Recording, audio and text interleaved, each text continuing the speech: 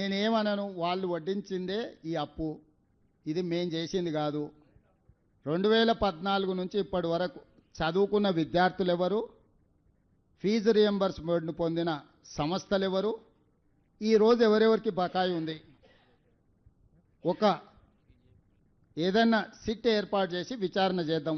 2014-15 చంద్రశేఖరరావు గారు అసెంబ్లీలో మాట్లాడి ఒక విజిలెన్స్ అండ్ ఎన్ఫోర్స్మెంట్ను అపాయింట్ చేసి నివేదిక ఇచ్చిండ్రు. ఆ నివేదికను ఎందుకు తొక్కిపెట్టారు చర్యలు తీసుకోకుండా?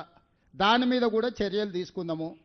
నేను ఆ కళాశాల యజమానులను, మీరు వ్యాపారం చేసుకుంటున్నారు, మీరేం సేవ చేస్తలేరు, మీ వ్యాపారంలో మీరు ఎంత సంపాదించిండ్రు, మీరు ఎట్లా సంపాదించుకుంటున్నారు, ఏమేం జరిగింది అనేది అందరికీ తెలుసు. రాజకీయ ప్రేరితమైన స్టేట్మెంట్లు అధికారులను తిట్టడంతో మీకేం ఫీజు రియంబర్స్మెంట్ రాదు. ప్రభుత్వానికి ఉన్న అప్పుల్లో 35 సంవత్సరాలు ప్రభుత్వంలో సేవలు అందించిన అధికారులకు కూడా వాళ్ళ రిటైర్మెంట్ బెనిఫిట్స్ను విడతల వారికి ఇస్తున్నాము. మేము ప్రభుత్వాన్ని ఏర్పాటు చేసే సమయానికి జీతభత్యాలు కూడా విడతలాలు ఇస్తుంటే సర్దిద్దుకుంటూ వస్తున్నాము. సహకరించాల్సిన మీరు ఈ రకమైన వితండవాదంతో బంద్ పెడితే, ఇప్పుడు ఫీజులు అడగరా? ఇప్పుడు బంద్ పెడితే పిల్లలకు విద్య దూరం అవుతుంది. 3 నెలలకు 6 నెలలకు మేము ఫీజులు ఇస్తే ఈ బంద్ పెట్టినందుకు ఎవరిని శిక్షించాలి? పిల్లల జీవితాలతోని చెలగాటాలు ఆడొద్దని నేను యజమానులకు చెప్తున్నా.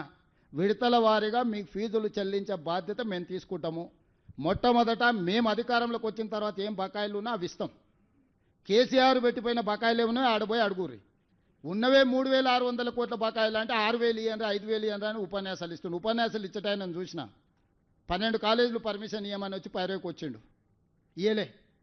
ఇంకొక 2 ఆఫ్ క్యాంపస్, ఆయనది ఉండేది మహబూబ్నగర్లో, ఆఫ్ క్యాంపస్ హైదరాబాద్లో నాకు క్యాంపస్ ఇవ్వమని వచ్చిండు, ఇయ్యలే. ఇవన్నీ రూల్కి వ్యతిరేకం. అవి ఇయ్యలేదు కాబట్టి తీట పెట్టుకొని ఇట్లాంటి వేషాలు వేస్తున్నారు. పిల్లల్ని వెనక్కి తిప్పితే ఏమవుతుందో నాకు తెలుసు, వెనక్కి ఎట్లా తిప్పొచ్చు. నేనేందంటే ప్రభుత్వాన్ని నడుపుతున్నా కాబట్టి ఆ ప్రయత్నం చేస్తలేను. పిల్లల చదువులకు ఆటంకం కలిగిస్తే యజమానులైనా ఉండొచ్చు, రాజకీయ పార్టీలైనా ఉండొచ్చు, ఎవరైనా కఠినంగా వ్యవహరిస్తాము.